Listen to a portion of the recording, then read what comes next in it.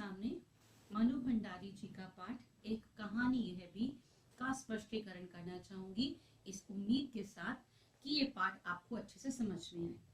तो एक कहानी यह भी के संदर्भ में पहले तो आप ये बात जान लें कि मनु भंडारी ने पारिभाषिक शब्दों में अगर हम कहें कोई आत्मकथा लिखी, ऐसा नहीं है। अपने आत्मकथ्य में, आत्मकथ्य मतलब उनकी जीवनी का वो अंश जिसमें उनके लेखकीय जीवन को प्रभावित करने में महत्वपूर्ण योगदान रहा है। किन लोगों का? एक उनके पिताजी का और उनकी प्राध्यापिका शीला अग्रवाल जी का। विशेष तौर पर उसी का वर्णन इस पाठ में किया गया है। और लेखिका ने यहाँ बहुत ही खूबसूरती से ये बताने का प्रयास किया है कि कैसे एक सामान्य व्यक्ति विशिष्टता को हासिल करता है, यानी कि साधारण जीवन जीने वाला व्यक्ति असाधारण बनने का पड़ाव प्राप्त कर सकता है। तो अगर ये पाठ का हम वर्णन करें तो जब हमारा देश आजाद हुआ 1946-47 के दिनों की बात है। मनु भंडारी की उम्र उस समय आप मान लीजिए आप लोगों की ही उम्र की होंगी। वो क्या कह रही हैं कि छोटे शहर की युवा होती लड़की ने आजादी की लड़ाई में जिस तरह से भागीदारी की है, उसका उत्साह, उसका ओज और संगठन क्षमता, लोगों को जोड़ने की ताकत और विरोध करने का तरीका देखते ही बनता है। पाठ हम शुरू करते हैं। एक कहानी यह भी। मनु भंडारी बता क्या रही हैं, लिखिए। मैं पाठ को पढ़ाने से पहले एक बात क्लियर कर दूं कि मैं एक एक पैराग्राफ पढ़ूंगी और उसमें से आपके सामने क्वेश्चंस रखूंगी। तो सही तरीका यही है कि आप पेंसिल अपने हाथ में लेकर बैठिए और जो प्रश्न मैं आपको बोल रही हूँ हर पैराग्राफ के बाद वो प्रश्न लिखते जाइए। एग्जाम में आपको बहुत मदद मिलेगी इस तरीके से। जन्मी तो मध्य प्रदेश के भानपुरा गांव में थी। यहाँ मनु भंडारी जी अपने जन्म की बात बता रही है कि जन्म उनका कहाँ हुआ। लेकिन मेरी यादों का सिलसिला शुरू होता है अजमेर के ब्रह्मपुरी मोहल्ले के उस 2 मंजिला मकान में जिसकी ऊपरी मंजिल में पिताजी का साम्राज्य था। यानी कि मनु भंडारी का जन्म कहाँ हुआ, कहाँ उन्होंने अपना पूरा बचपन बिताना प्रारंभ किया है, इसका जिक्र कहीं ना कहीं वो यहाँ पर कर गई हैं। जहां वे निहायत अव्यवस्थित ढंग से फैली बिखरी पुस्तकों, पत्रिकाओं और अखबारों के बीच कुछ पढ़ते रहते थे या फिर डिक्टेशन देते रहते थे। नीचे हम सब यानी कि मनु भंडारी स्वयं और उनका पूरा परिवार, उनकी माता सहित उनके अन्य भाई बहन के साथ वो रहती थी। माँ के बारे में यहाँ पर क्या बता रहे हैं कि हमारी बेपढ़ी लिखी व्यक्तित्व विहीन माँ, व्यक्तित्व विहीन कि उनकी अपनी कोई पहचान नहीं है, जैसा पिता ने चाहा वैसा ही वो जीवन यापन कर रही है। माँ सवेरे से शाम तक हम सबकी इच्छाओं और पिता की आज्ञाओं का पालन करने के लिए सदैव तत्पर। अजमेर से पहले पिताजी इंदौर में थे, इंदौर जहां वो जीवन यापन कर रहे थे, जहां उनकी बहुत प्रतिष्ठा थी, सम्मान था, नाम था। कांग्रेस के साथ साथ वे समाज सुधारक कामों से भी जुड़े हुए थे। शिक्षा के वे केवल उपदेश ही नहीं देते थे, बल्कि 8-8, 10-10 विद्यार्थियों को अपने घर रखकर उन्होंने पढ़ाया भी है और जो बाद में ऊंचे ऊंचे औहदों मतलब इन्होंने नौकरियां जो है प्राप्त की हैं। ये उनकी खुशहाली के दिन थे। और इन दिनों उनकी दरिया दिली के चर्चे भी कम नहीं थे। एक और वे बेहद जो है कोमल संवेदनशील व्यक्ति हैं और दूसरी ही ओर क्रोधी और आमवादी। देखिए ये पद्यांश मैंने आपके सामने कौन कौन से प्रश्न आपसे पूछे जा सकते हैं। पहला प्रश्न, लेखिका का जन्म कहाँ हुआ, उनकी परवरिश कहाँ हुई। आंसर मिल गया होगा। जन्म मध्य प्रदेश के भानपुरा गांव और परवरिश कहाँ हुई, अजमेर के ब्रह्मपुरी मोहल्ले, 2 मंजिला मकान, याद रखिएगा। दूसरा प्रश्न कि अजमेर में पिताजी किस प्रकार का जीवन यापन कर रहे थे। आगे वाली पंक्तियों में मिलेगा आंसर कि 2 मंजिला मकान में ऊपरी मंजिल पर पिताजी का साम्राज्य फैला हुआ था और निहायत ही अव्यवस्थित ढंग से वो फैली बिखरी पुस्तकों के बीच में रहते थे, कुछ पढ़ते रहते थे या डिक्टेशन देते रहते थे। और ये सब हम लिख लेंगे। तीसरा प्रश्न कि अजमेर से पहले इंदौर में पिताजी किस प्रकार का जीवन यापन कर रहे थे। इसका भी आंसर आपको मिल गया कि कि बहुत प्रतिष्ठा थी, मान था, सम्मान था, दरिया दिले के चर्चे कम नहीं थे, 8-8 विद्यार्थियों को पढ़ाते थे, केवल उपदेश नहीं देते थे शिक्षा के, पढ़ा रहे हैं ये सब। और इसके अलावा एक प्रश्न आपको और आ सकता है यहाँ पर कि लेखिका के पिताजी के खुशहाली के दिनों को व्यक्त कीजिए, तो सेम आंसर आपका वही हो जाएगा, खुशहाली के दिन। दूसरा ये भी प्रश्न आ सकता है कि माँ का व्यवहार या माँ का व्यक्तित्व कैसा था, तो व्यक्तित्वहीन, बेपढ़ी लिखी, पिता की इच्छाओं को पूरा करना वगैरह वगैरह। यानी कि ये हमारे पहले पद्यांश में से कुछ प्रश्न जो कि आपसे पूछे जा सकते हैं, जिसका आंसर आपको पता होना चाहिए। अब आगे पर यह सब मैंने केवल सुना। क्या सुना? सुना मात्र पिता के गुणों के बारे में। देखा क्या? पर देखा तो गुणों के भग्नावशेषों को ढोते पिताजी। अब भग्नावशेष मतलब टूटे फूटे अवशेष। पिता के जो गुण थे, गुण क्या थे कि दरिया दिल हैं, 8-8 बच्चों को पढ़ाते हैं, मान है, सम्मान है, प्रतिष्ठा है, धन की कमी नहीं है, वगैरह वगैरह। तो पिता के इन गुणों के भग्नावशेषों को ढोते, इन गुणों के भग्नावशेषों को ढोते पिताजी, यानी कि पिता के गुणों के बारे में मात्र लेखिका ने सुना ही था। एक बहुत बड़े आर्थिक झटके, देखिए यहां पर आया है इसके बाद, एक बहुत बड़े आर्थिक झटके के कारण इंदौर से अजमेर आ गए। तो अजमेर आने का कारण भी स्पष्ट हो गया कि इंदौर में थे। इंदौर से आने का कारण उनके जीवन की आर्थिक तंगियां। दूसरा, जहां उन्होंने अपने अकेले के बलबूते पर और हौसले पर अंग्रेजी हिंदी शब्द कोश के अधूरे काम को आगे बढ़ाया, जो अपनी तरह का पहला और अकेला शब्द कोश था, यानी कि डिक्शनरी तैयार कर रहे थे वो, इसने उन्हें यश प्रतिष्ठा तो बहुत दी, पर अर्थ नहीं। मनुष्य काम करता है ये सोचकर कि मान सम्मान के साथ धन की प्राप्ति होगी। फिलहाल इस काम ने उनको मान सम्मान दिया, पर धन उनको प्राप्त नहीं हुआ। और शायद गिरती आर्थिक स्थिति ने ही उनके व्यक्तित्व के सारे सकारात्मक पहलुओं को निचोड़ना शुरू कर दिया। आगे, सिकुड़ती आर्थिक स्थिति के कारण और अधिक विस्फारित मतलब फैला हुआ सा उनके अहम उन्हें इस बात की अनुमति नहीं देता था कि कम से कम अपने बच्चों को तो आर्थिक विवशताओं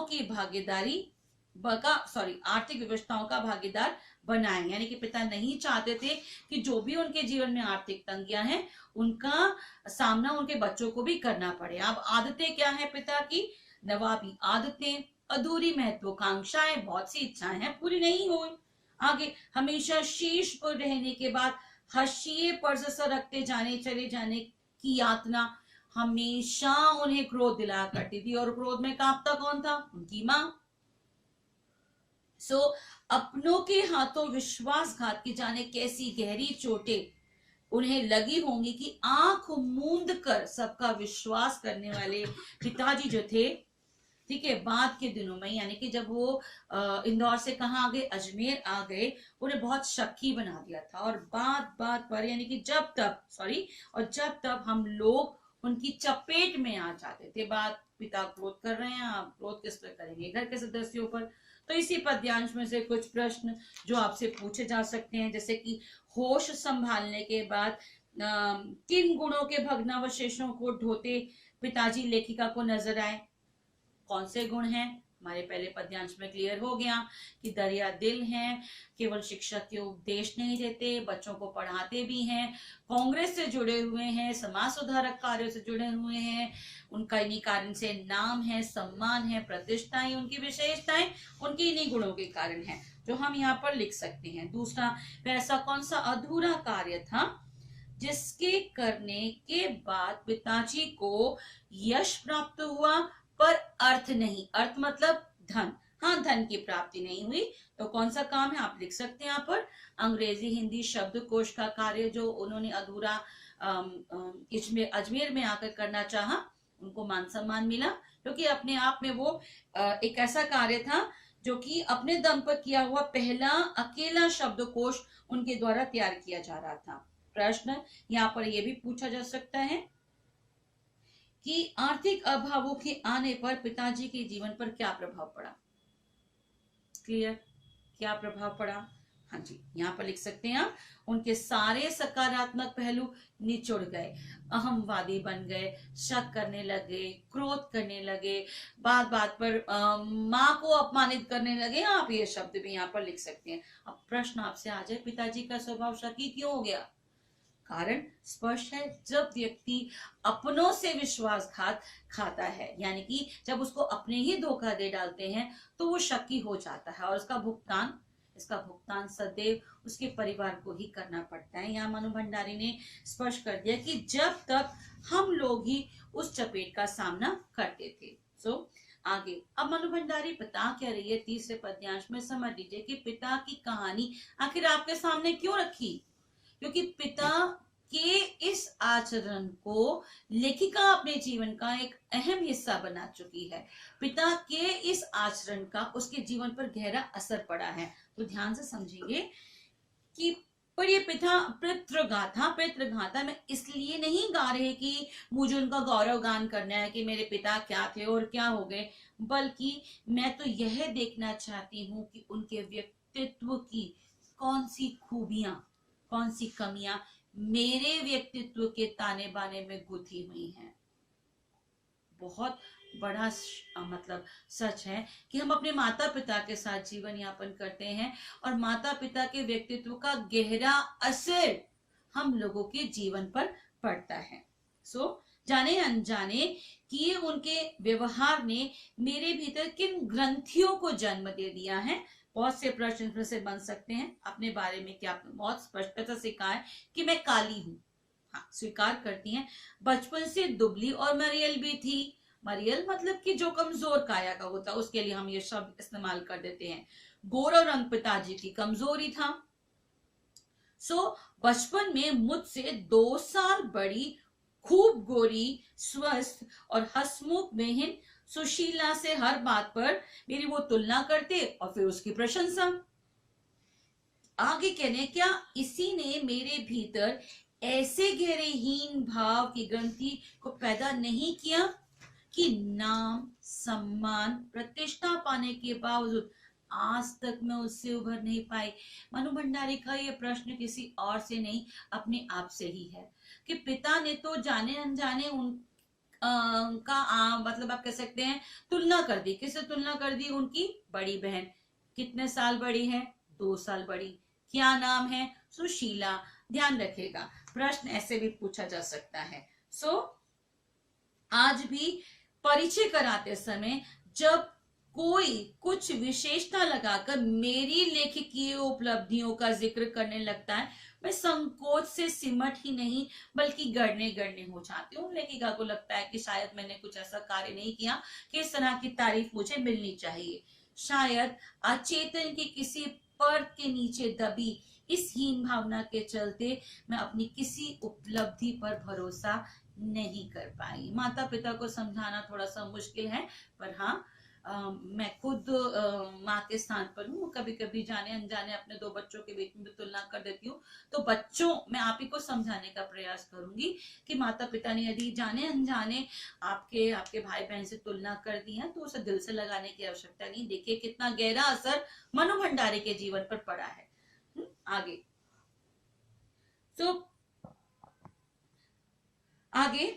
यानी कि बताना क्या चाहती है कि शायद अचेतन की किसी परत के नीचे दबी इसी हीन भावना के चलते मैं अपनी किसी उपलब्धि पर भरोसा नहीं कर पाती। सब कुछ मुझे तुक्का ही लगता है कि हाँ।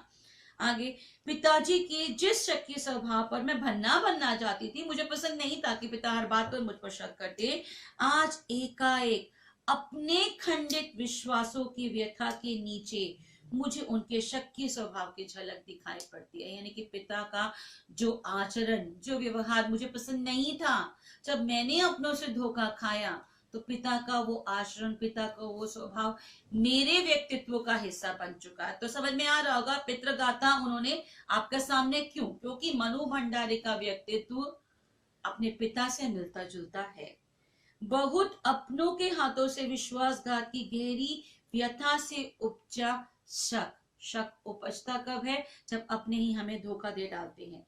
होश संभालने के बाद से ही जिन पिताजी से किसी ना किसी बात पर हमेशा मेरी टक्कर चलती रही, यानी कि पिता के विचार उससे सहमत नहीं थी, वे तो ना जाने कितने रूपों में मुझ में है। हाँ, माता पिता काफी हद तक अपने बच्चों में ही बसते हैं। तो कैसे? कहीं कुंठाओं के रूप में, निराशाओं के रूप में, कहीं प्रतिक्रिया के रूप में। प्रतिक्रिया आपका रिएक्शन, आप कैसे रिएक्ट कर रहे हैं, किस बात पर आप कैसा व्यवहार करते हैं, माता पिता से मिलता जुलता है। और दूसरा कहीं प्रतिछाया के रूप में। प्रतिछाया रंग रूप हमारा अपने माता पिता से ही काफी हद तक मेल खाता है। केवल बाहरी विभिन्नता के आधार पर, भिन्नता के आधार पर अपनी परंपराओं और पीढ़ियों को नकारने वालों को क्या सचमुच इस बात का बिल्कुल एहसास नहीं कि उनका आसन्न अतीत, यानी कि जो अभी निकट में बीता है, किस कदर अपने भीतर जड़ जमाए बैठा है। समय का प्रवाह भले ही हमें दूसरी दिशाओं में बहा कर ले जाए, स्थितियों का दबाव भले ही हमारा रूप बदल दे, परंतु हम उनसे मुक्त नहीं हो सकते। मनु भंडारी ने अपने पिता के बारे में बताते बताते अपना व्यक्तित्व भी आपके सामने रख दिया है।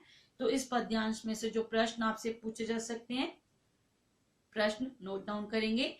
लेखिका ने एक कहानी यह भी में अपने पिताजी की जीवन कहानी का बखान क्यों किया, यानी कि अपने पिता का वर्णन क्यों किया?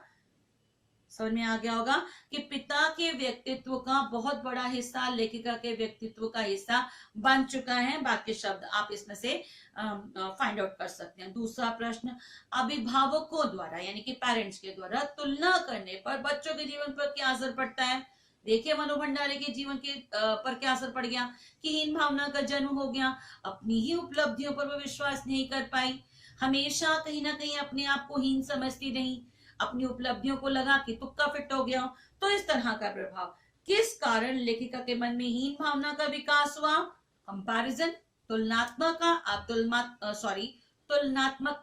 किससे? मनु भंडारी की। उनकी बड़ी बहन जो कि उनसे 2 साल बड़ी है, खूब स्वस्थ है, गोरी है, सुशीला के बारे में। दूसरा और प्रश्न यहाँ पर, लेखिका किन किन रूपों में पिताजी को अपने भीतर महसूस करती है? तो कुंठाओं के रूप में, प्रतिक्रिया के रूप में, प्रतिछाया के रूप में, शक्ल, सूरत, बात करने का तरीका, और आप कह सकते हैं काफी तरीके से पिता जो है वो लेखिका के जीवन का अभिन्न हिस्सा बन चुके हैं। और प्रश्न आगे, पिता के ठीक विपरीत हमने पहले ही बता दिया था कि माँ का आचरण क्या है? व्यक्तित्व विहीन है, बेपढ़ी लिखी है, बच्चों की इच्छाओं को ही पूरा करना है। तो पिता के ठीक विपरीत लेखिका की माँ धरती से भी कुछ ज्यादा धैर्य और सहन शक्ति थी शायद उनमें, मतलब सब कुछ बर्दाश्त करने की ताकत माँ में थी। और पिताजी की हर ज्यादती, या पिता बात बात पे क्रोध करे, माँ का क्या कसूर? पिता की हर ज्यादती को अपना प्राप्य मतलब भाग्य, और बच्चों की हर उचित अनुचित फरमाइश की माननी चाहिए नहीं फरमाइश को अपनी जिंदगी को अपना फर्ज समझकर बड़े ही सहज भाव से स्वीकार करती थी। तो माँ से संबंधित प्रश्न यदि आ जाए, माँ का व्यवहार क्या है, आचरण क्या है, तो व्यक्तित्व विहीन है, बेपढ़ी लिखी है, पिता के क्रोध को सहन करती रहती हैं, बच्चों की हर इच्छाओं को पूरा करती हैं, ठीक है। और उनका मानना क्या है, फर्ज क्या है, वो सब यहाँ पर आ गया। उन्होंने जिंदगी भर अपने लिए कुछ नहीं मांगा, कुछ नहीं चाहा, केवल दिया ही दिया। क्या? जितना प्रेम दे सकती थी, जितना सहयोग दे सकती थी, माँ ने केवल यही कार्य किया है। हम भाई बहनों का सारा लगाव शायद सहानुभूति से उपजा, क्योंकि माँ बोलती नहीं है, कुछ भी हो रहा है सब कुछ सहन कर रही है, तो कह रहे माँ के प्रति यदि प्रेम है तो इस कारण की माँ बहुत ही सहनशील है, से उपजा माँ के साथ था। लेकिन निहायत असहाय मजबूरी में लिपटा उनका त्याग मेरा आदर्श कभी नहीं बन सका। कारण लेखिका के आचरण, लेखिका का व्यक्तित्व अपने पिता से काफी हद तक अभिभूत रहा है या प्रभावित रहा है, और माँ के समान धैर्यशील तो वो है भी नहीं। सो प्रश्न यहाँ पर अगर आपको आ जाए कि लेखिका की माँ का व्यक्तित्व कैसा था, इसका वर्णन आप कर देंगे। उनकी माँ कभी उनका आदर्श क्यों नहीं बन सकी? स्पष्ट है कि लेखिका अपनी माँ के समान धैर्यशील नहीं, वो प्रतिक्रिया करना जानती है, शक्की स्वभाव उनका है और पिता काफी हद तक उनमें बसते हैं। आंसर आप ये लिख सकते हैं। फिर देन उसके बाद जो पैराग्राफ है कि अब वो क्या प्रश्न इस में से आ सकता है, मैक्सिमम प्रश्न है जो नेक्स्ट पैराग्राफ में से आपसे पूछे जा सकते हैं कि भाई बहनों में मैं सबसे छोटी थी। अपने बारे में कह रही है 5 भाई बहन थे, मैं सबसे छोटी थी। सबसे बड़ी बहन की शादी के समय मैं शायद 7 साल की थी, यानी कि जब बड़ी बहन का विवाह हुआ लेखिका की उम्र मात्र 7 वर्ष थी। उसकी धुंधली सी याद मेरे मन में है।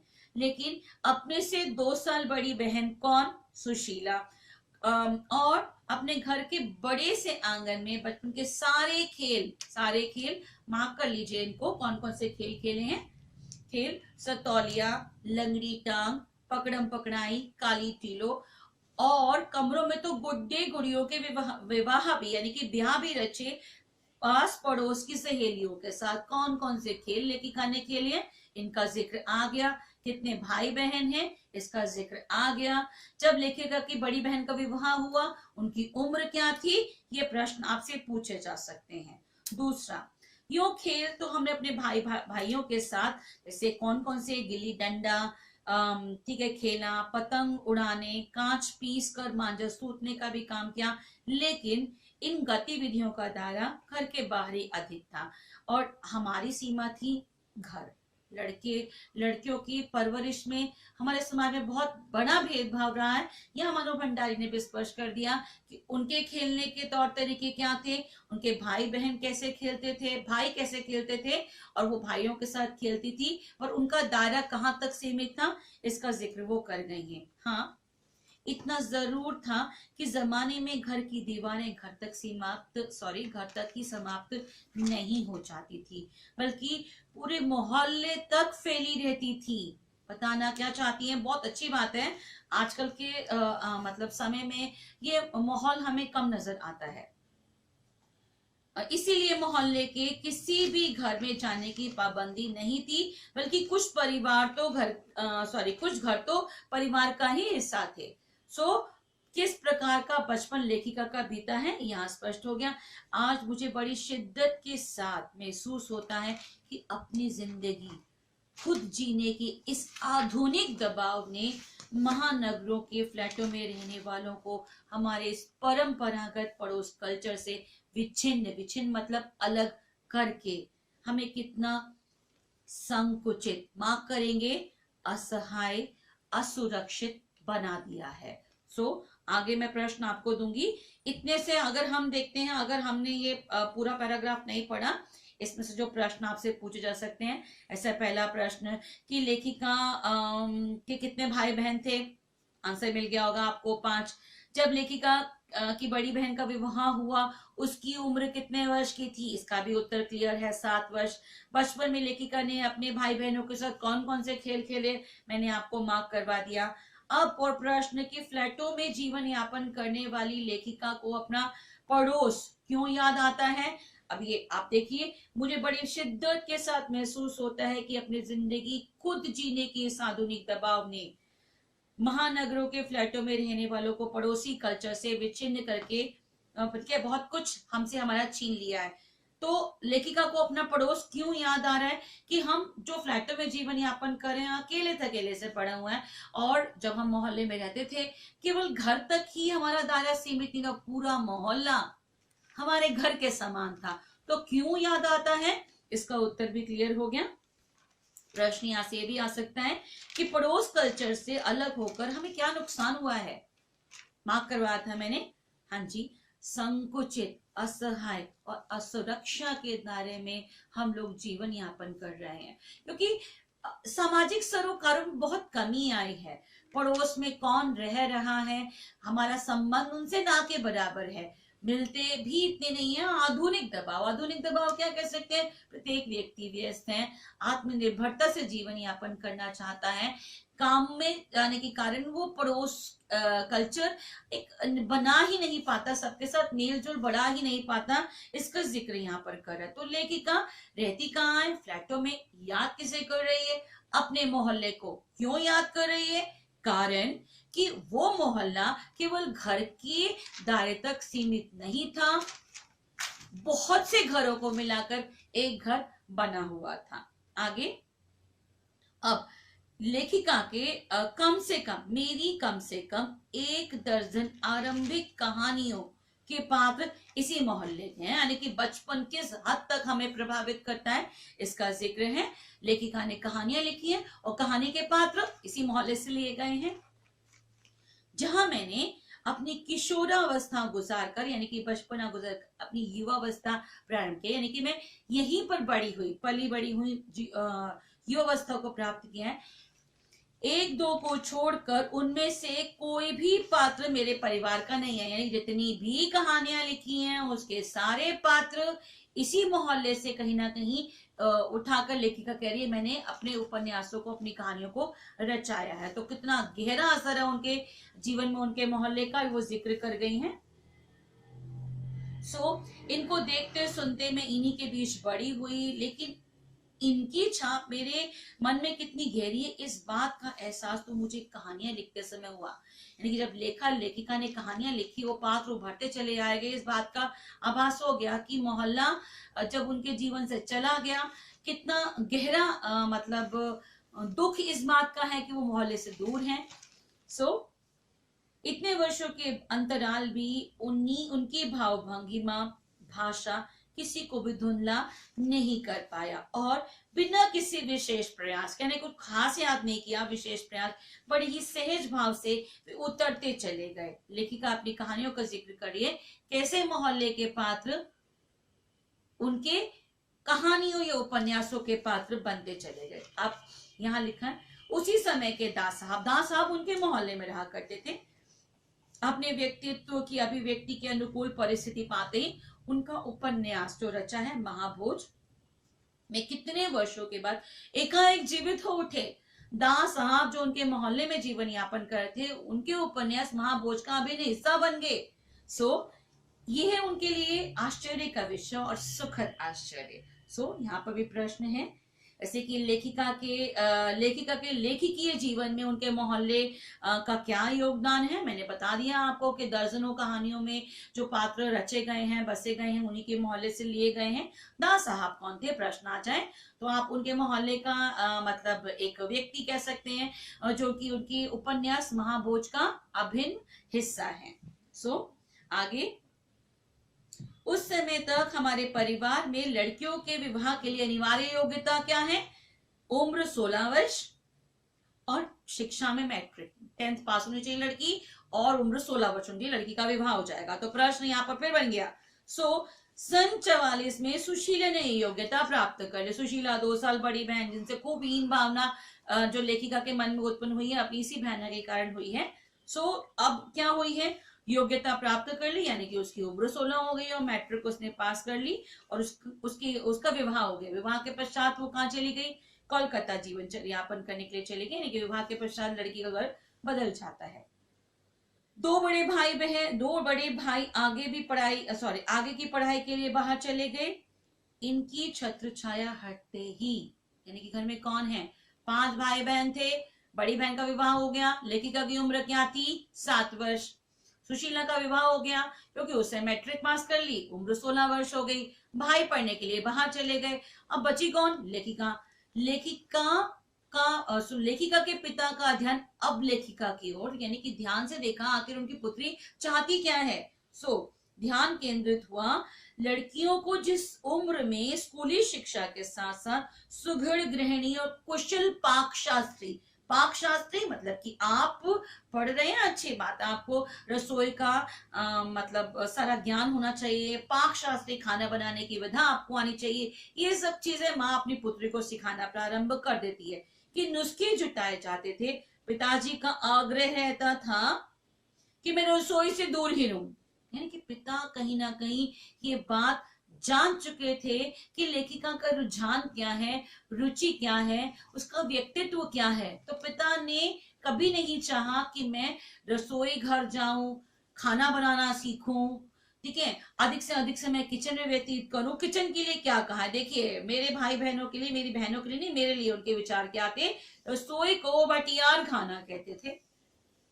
भटियार खाना यानी कि एक ऐसी भट्टी जहां एक महिला अपनी सारी योग्यताओं को, अपनी सारी क्षमताओं को झोंक देती है। एक बड़ा समय एक महिला का अपने घरेलू कामकाजों में व्यतीत होता है, जिससे अपनी योग्यता को निखारने को उसे समय प्राप्त नहीं होता।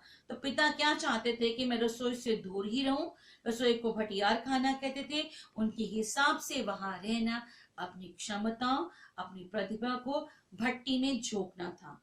और घर में आए दिन विभिन्न राजनीतिक पार्टियों के जमावड़े होते थे, जमकर बहसें होती थी, क्योंकि जब लेखिका के पिता इस तरह की बातें कर रही है 1946-47 के दिन से पहले, 44 के दिन आप कह सकते हैं थे। और घर में जो है देश आजाद होने की कगार पर था। आपको पता है 3 साल के बाद हमें आजादी मिल गई थी।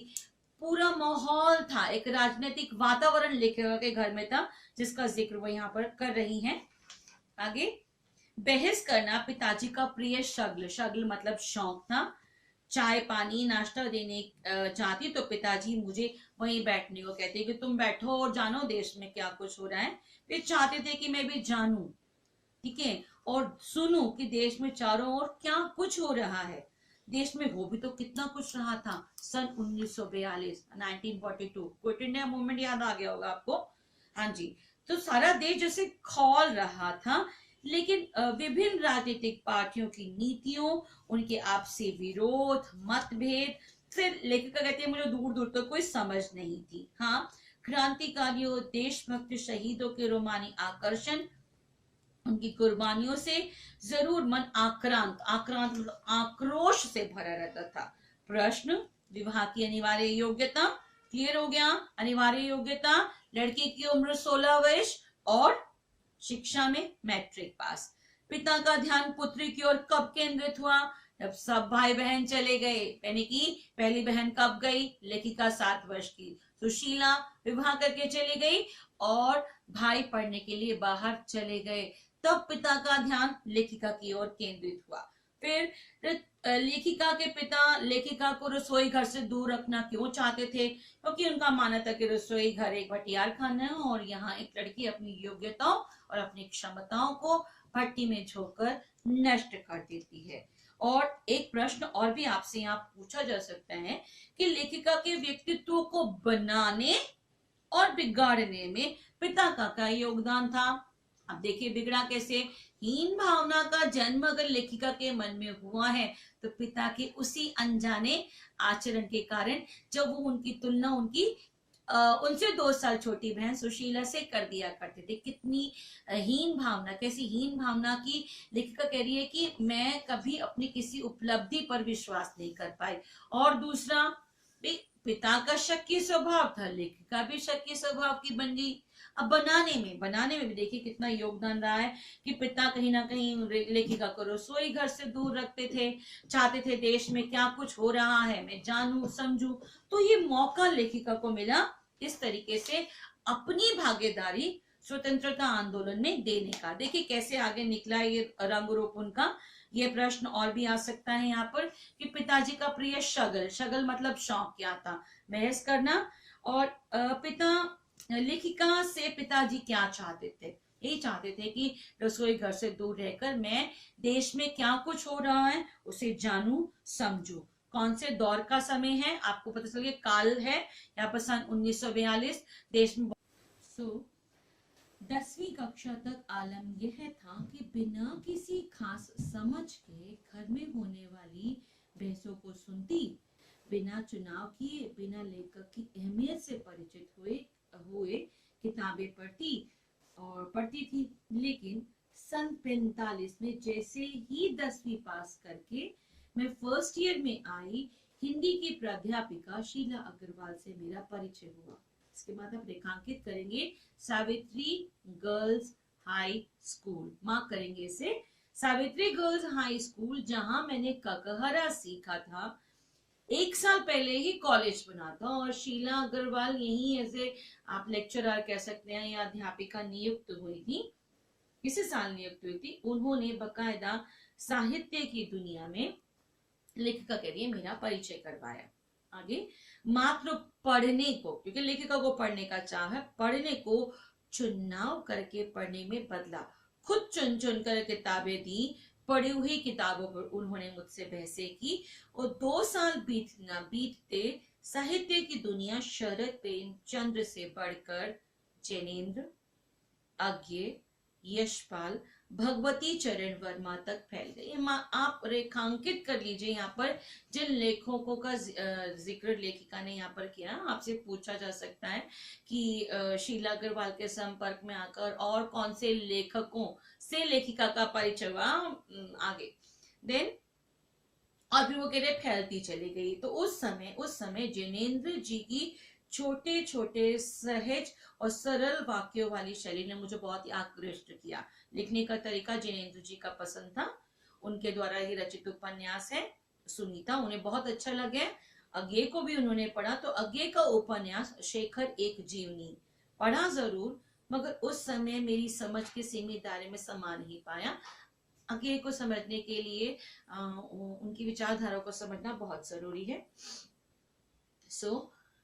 कुछ समय के बाद अज्ञे के द्वारा ही रचित नदी के द्वीप पढ़ा।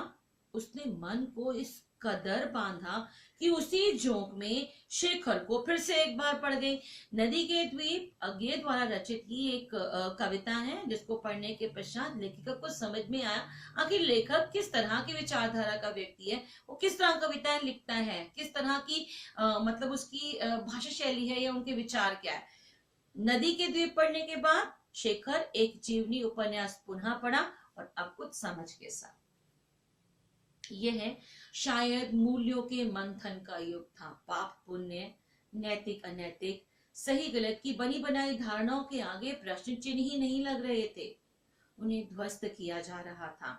इसी संदर्भ में जैनेन्द्र का त्याग पत्र और भगवती बाबू का चित्रलेखा पढ़ा और शीला अग्रवाल से लंबी लंबी बहसें करते हुए इस उम्र में जितना मैं सीख सकती थी, समझ सकती थी, मैंने समझा। इसी पद्यांश में से कुछ प्रश्न और भी आ सकते हैं, जैसे शीला अग्रवाल के संपर्क में आकर लेखिका के जीवन पर क्या असर पड़ा। आंसर कि बकायदा साहित्य की दुनिया में उन्होंने प्रवेश करवाया, मात्रपन पढ़ने को चुनकर पढ़ने में परिवर्तित किया, उनका साहित्यिक दायरा विस्तृत हुआ। शरद प्रेमचंद्र तक जो उनकी दुनिया सिमटी हुई थी, प्रेमचंद तक जो उनकी दुनिया सिमटी हुई थी, अब वो अन्य लेखकों तक पहुंची। जैसे कौन कौन से लेखक पढ़े मैंने मार्क करवा दिया था, जैनेन्द्र, अज्ञे, यशपाल, भगवती चरण इत्यादि। फिर अज्ञे के कौन से उपन्यास लेखिका ने पढ़े, कौन सा उपन्यास पढ़ा, और तो शेखर एक जीवनी कविता, नदी के द्वीप। फिर अब यहाँ प्रश्न आपसे ये भी पूछा जा सकता है आप लोगों की कि कौन से लेखक की भाषा शैली लेखिका को बहुत पसंद थी। सुनीता कौन सा उपन्यास है, जैनेन्द्र का उपन्यास उनको पसंद आया, सुनीता। कारण भाषा शैली अगर पूछा जाए, अगेन मैं ये प्रश्न क्लियर करती हूँ कि कौन से लेखक की भाषा शैली को लेखिका ने बेहद पसंद किया। तो यहाँ पर आंसर यहाँ पर है जैनेन्द्र जी की भाषा शैली को पसंद किया, कारण कि छोटे और सहज सरल वाक्यों का वो प्रयोग करते हैं। कौन सा उपन्यास पसंद आया, सुनीता। इसके आंसर्स आपको मिल गए। तो शीला अग्रवाल के कारण ही साहित्य का दायरा लेखिका का बड़ा है। शीला अग्रवाल ने साहित्य का दायरा शीला अग्रवाल ने साहित्य का दायरा ही नहीं बढ़ाया, बल्कि घर की चार दीवारी के बीच बैठकर देश की स्थितियों को जानने समझने का जो सिलसिला पिताजी ने शुरू किया था, उन्होंने वहां से खींचकर उसे भी स्थितियों की सक्रिय भागीदारी में बदल दिया। यानी कि मनु भंडारी ने यदि स्वतंत्रता संग्राम के आंदोलन में अपनी महत्वपूर्ण भूमिका निभाई है, तो उसका एक असर आप कह सकते हैं शीला अग्रवाल का भी रहा है कि पिता के द्वारा मतलब जिस राजनीतिक बहसों को वो लेखिका ने मात्र घर में सुनना समझ शुरू किया है, अब वो उसमें अपनी सक्रिय भागीदारी निभाने लगी है, कारण कि वो शीला अग्रवाल से अच्छी खासी प्रभावित है। दिन भी उस समय कौन से 46-47 के दिन हैं। स्थितियां भी उस समय कुछ ऐसी थी कि घर में बैठे रहना किसी के लिए संभव नहीं था। सुबह सवेरे प्रभात फेरियां, हड़तालें, जुलूस, भाषण, हर शहर का चरित्र था। और युवाओं का उस तरह के मतलब आप कह सकते हैं उन्माद था इस प्रकार के आंदोलनों से जुड़ना। और मैं भी लेखिका कहती है उस समय युवा थे और शीला अग्रवाल की जोशीली बातों ने रगों में बहते खून को लावे में बदल दिया था। बातों से मैं काफी अच्छी प्रभावित थी और कहीं ना कहीं इस आंदोलन में अपनी सक्रिय भागीदारी में भी निभाने लगी थी। और देखिए घर में क्या बदलाव आया। स्थिति यह थी कि एक बवंडर शहर में मचा हुआ था, दूसरा घर में। घर में क्यों मचा? कि पिता नहीं चाहते थे कि मैं इस तरीके से सक्रिय भागीदारी बाहर जाकर राजनीति में दिखाऊं। सो बाहर बवंडर मचा हुआ, देश आजाद होने के लिए एक तूफान, एक तहलका सारे युवाओं से जुड़े हुए हैं मचा हुआ। और एक घर में पिताजी की आजादी की सीमा यहीं तक थी कि मैं उनकी उपस्थिति में घर में आए लोगों के बीच बैठूं, उठूं और जानो समझू देश में क्या कुछ हो रहा है। हाथ उठा उठाकर नारे लगाती, हड़तालें करवाती, लड़कों के साथ शहर की सड़कें नापती लड़की को अपनी सारी आधुनिकता के बावजूद बर्दाश्त करना उनके लिए मुश्किल हो रहा था। नहीं चाहते थे कि मैं अपने घर की सीमा को लांघूं। सो और किसी की आजादी के दायरे में चलना मेरे लिए, क्योंकि एक उम्र आती है ना कि बच्चे अधिकतर माता पिता के द्वारा कही सभी बातों को स्वीकार नहीं करते। तो लेखिका की वो उम्र आ चुकी है, फर्स्ट ईयर की वो स्टूडेंट है। पिता चाहते हैं मैं घर में रहूं और लेखिका कहती है मेरे लिए वो सब कुछ संभव नहीं था कि पिता ने कहा कि ये चार दीवारी है, इसी दायरे में जीवन यापन करना है तो मैं उस दायरे में ही जीवन यापन करूं। तो पिता के द्वारा सीमित दायरे में लेखिका के लिए चलना असंभव था। सो जब रगों में लहू की जगह लावा बहता हो तो सारे निषेध, निषेध मतलब जो भी बंधन लगाए जाते हैं, सारी वर्जनाएं यानी कि रोक टोक, सारा भय कैसे ध्वस्त हो जाता है। ये तभी जाना कि अपने क्रोध से सबको थरथरा देने वाले पिताजी से टक्कर लेने का सिलसिला तब शुरू हुआ। राजेंद्र से शादी की तब तक चलता रहा। तो वैचारिक टकराहट जो पिता और पुत्री के बीच में उत्पन्न हुई, कारण यही उम्र भी कह सकते हैं। खुद लेखिका का अब दायरा जो है विस्तृत हो चुका है। अब कहीं ना कहीं वो परिपक्व हो चुकी है, अपनी समझ से भी वो निर्णय लेने लगी है। तो यहाँ से जो प्रश्न है किस कारण लेखिका और लेखिका के पिता के बीच टकराहट रही, आंसर आपके सामने है। पिता चाहते हैं कि घर में बैठे और लेखिका के लिए अब घर में बैठना संभव नहीं। दूसरा, पिता के अत्यधिक क्रोध करने पर लेखिका की मनस्थिति कैसी हो गई। अत्यधिक क्रोध यदि माता पिता करते हैं तो एक सीमा ऐसी आती है कि बच्चे उस क्रोध का विरोध करने लगते हैं। तो कुछ लेखिका के जीवन में भी ऐसे ही आया। सो दोनों प्रश्नों का उत्तर आपको मिल गया होगा। आगे हाँ, तीसरा पद्यांश, तो किनसे विवाह हुआ, यहाँ पर राजेंद्र जी का जिक्र आया। राजेंद्र यादव की बात यहाँ पर की जा रही है जिनसे लेखिका का विवाह हुआ है और पिता से टकराहट लगातार चलती रही है। इसकी बात वो कर चुकी है। यश कामना कहूं बल्कि यश लिप्सा पिताजी की सबसे बड़ी दुर्बलता थी। प्रश्न पहले भी आ चुका, दोबारा पूछा जा सकता है कि पिताजी की सबसे बड़ी कमजोरी क्या थी। तो यश कामना कहूं बल्कि यश लिप्सा, पिता चाहते थे कि व्यक्ति को यश मान सम्मान प्राप्त होना चाहिए। सबसे बड़ी कमजोरी उनकी है। उनकी जीवन की दूरी का सिद्धांत क्या है कि व्यक्ति को विशिष्ट बनकर जीना चाहिए, सामान्य जीवन ही कुछ अलग करना चाहिए। कुछ ऐसे काम करने चाहिए कि समाज में उनका नाम हो, सम्मान हो, प्रतिष्ठा हो, वर्चस्व हो। पिता की कमजोरी है ये। इसके चलते मैं एक दो बार उनके कोप से बच, उनके क्रोध से बच पाई। ऐसा क्या किया लेखिका ने कि लेखिका ने विशिष्टता हासिल कर ली और पिता के क्रोध से बच पाई। एक घटना आपके सामने रखती है। वो घटना क्या है कि एक बार कॉलेज से प्रिंसिपल का पत्र आया। पिताजी आकर मिले, उसमें कहा और बताएं कि मेरी गतिविधियों के कारण मेरे खिलाफ अनुशासनात्मक कार्यवाही क्यों ना की जाए। ये प्रश्न प्रिंसिपल ने बाय लेटर पिताजी से पूछा। पिता के सामने जब ये पत्र आया, पत्र पढ़ते ही पिताजी आग बबूला। यह लड़की कहीं मुंह दिखाने लायक नहीं रखेगी, पता नहीं क्या क्या सुनना पड़ेगा वहां जाकर। 4 बच्चे पहले भी पढ़े, किसी ने ये दिन नहीं दिखाया। गुस्से से भरनाते हुए वे अब कहां चले गए, कॉलेज गए। लौट कर क्या कहर बरपा होगा, इसका अनुमान था। सो मैंने तो डिसाइड कर लिया कि मैं पड़ोस के किसी मित्र के घर में जाकर बैठ जाऊं, और लेखिका ने ये भी किया। तो मतलब कि सो मैं पड़ोस के मित्र के यहाँ जाकर बैठ गई। माँ को कह दिया, लौट कर जब बहुत कुछ गुबार निकल जाए तब बुला लेना, नहीं पिता का क्रोध शांत हो जाए तो मुझे बुला लेना। लेकिन जब माँ ने आकर बताया कि वे तो खुशी हैं चली चल, तो मुझे विश्वास ही नहीं हुआ कि ऐसा आके प्रिंसिपल ने क्या कह दिया कि आज पिता बहुत खुश है। सो गई तो सही, लेकिन डरते डरते ही पिता का क्रोधी स्वभाव था। सौरे पिताजी क्या कहते हैं, सौरे कॉलेज की लड़कियों पर इतना रौब है तेरा, सौरा कॉलेज तुम 3 लड़कियों के इशारे पर चल रहा है। प्रिंसिपल बहुत परेशान थी और बार बार आग्रह कर रही थी कि मैं तुझे घर बिठा लूं, क्योंकि वे लोग डरा धमका कर डांट डपट कर लड़कियों को क्लासों में भेजते हैं, और अगर तुम एक इशारा कर दो तो क्लास छोड़कर, ठीक है, सॉरी, और अगर तुम लोग एक इशारा कर दो कि क्लास छोड़कर बाहर आ जाओ तो सारी लड़कियां निकलकर मैदान में जमा होकर नारे लगाती हैं। तुम लोगों के मारे कॉलेज चलाना मुश्किल हो गया है उन लोगों के लिए।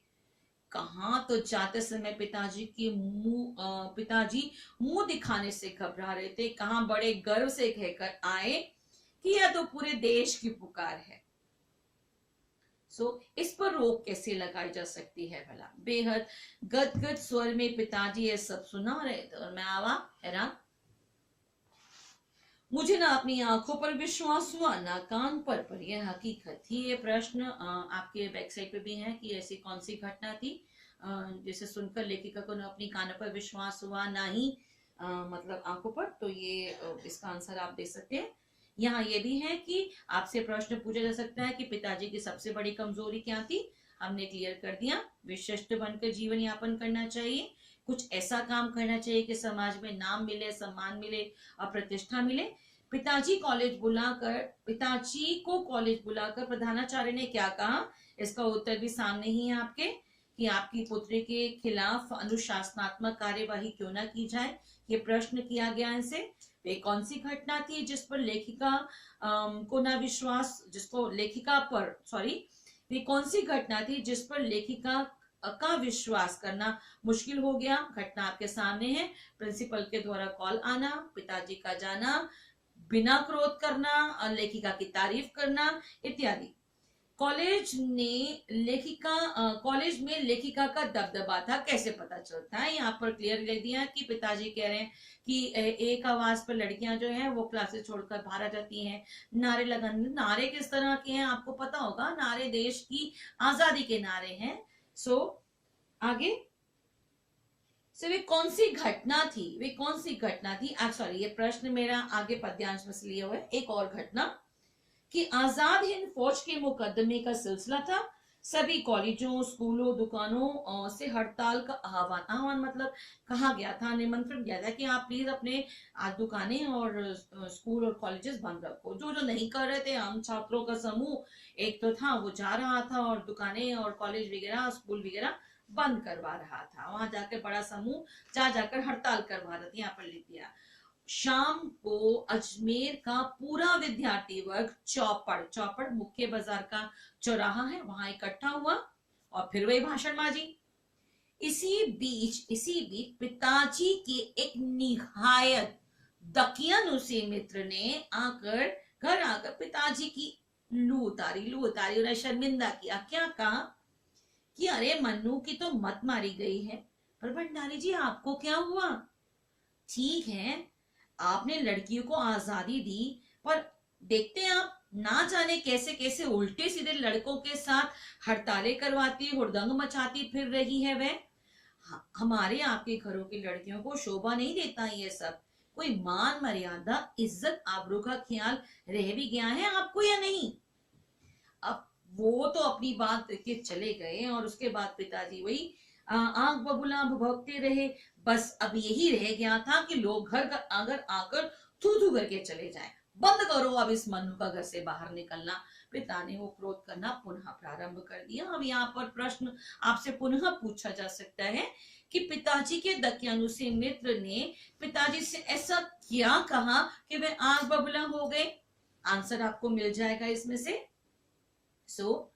और मैं इस सबसे बेखबर रात होने पर घर लौटी। पिताजी के एक बेहद अतरंग और अभिन्न मित्र ही नहीं, अजमेर के प्रतिष्ठित और सम्मानित डॉक्टर अंबालाल जी बैठे थे। मुझे देखते ही उन्होंने बड़ी गर्मजोशी से मेरा स्वागत किया। आओ आओ मनु, मैं तो चौपड़ पर तुम्हारा भाषण सुनते ही भंडारी जी को बधाई देने चला आया। I am really proud of you. क्या तुम घर में घुसे रहते हो भंडारी जी? घर से निकला करो। You have missed something. अब प्रतिष्ठित मित्र के शब्द कुछ ऐसे थे। पिताजी का व्यवहार क्या परिवर्तित हुआ ये आपको समझ में आएगा। वे धुआंधार तारीफ करने लगे, बोलते ही जा रहे थे और पिताजी के चेहरे का संतोष धीरे धीरे गर्व में बदल रहा था। भीतर जाने पर मां ने दोपहर के गुस्से वाली बात बताई तो मैंने राहत की सांस ली। अच्छा है डॉक्टर अंबालाल जी आए, उन्होंने इस तरह की बातें की। पिता का क्रोध कुछ शांत हुआ और वो मुझे लेके गर्वित महसूस करने लगे। आज पीछे मुड़कर देखती हूँ, समझ नहीं आता।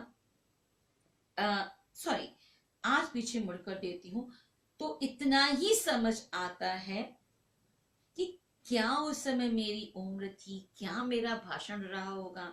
यह तो डॉक्टर साहब का स्नेह। डॉक्टर साहब प्रतिष्ठित व्यक्ति अजमेर के डॉक्टर अंबालाल, हाँ जी, डॉक्टर साहब का स्नेह था जो उनके मुंह से प्रशंसा बनकर बह रहा था। और यह भी हो सकता है कि आज से 50 साल पहले अजमेर जैसे शहर में चारों ओर से उमड़ती भीड़ के बीच एक लड़की बिना किसी संकोच और झिझक के यूं धुआंधार बोलते चले जाना, इसके मूल में रहा हो कि जहां लड़कियों को आजादी नहीं थी, अजमेर जैसे एक छोटे से शहर में एक लड़की इस तरीके से भाषणबाजी दे रही है। कारण यह रहा होगा कि अंबालाल जी ने मेरी इतनी प्रशंसा की। पर पिताजी कितनी तरह के अंतर विरोधों में जीते थे। वे अंतर विरोध की चाहते तो बहुत कुछ है, नहीं मिले तो उनको क्रोध आता है। वही पिता के गुण और अवगुण। एक और वो विशिष्ट बनने और बनाने की प्रबल लालसा रखते थे और दूसरी ओर अपनी सामाजिक छवि के प्रति उतनी सजगता।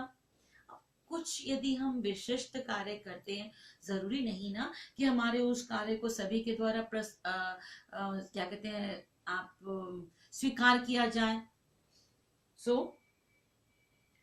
पर क्या यह संभव है? पिताजी को इस बात का बिल्कुल भी एहसास नहीं था कि दोनों का रास्ता ही टकराहट का है।